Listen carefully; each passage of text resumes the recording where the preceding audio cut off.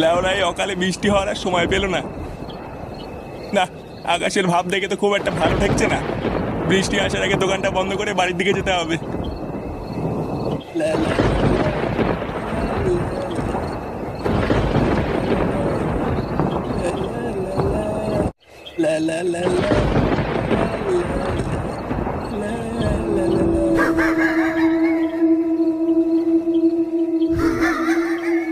এটা কিসের আওয়াজ? এই ফাঁকা রাস্তায় আবার কে হাসছে? কে রে? কে?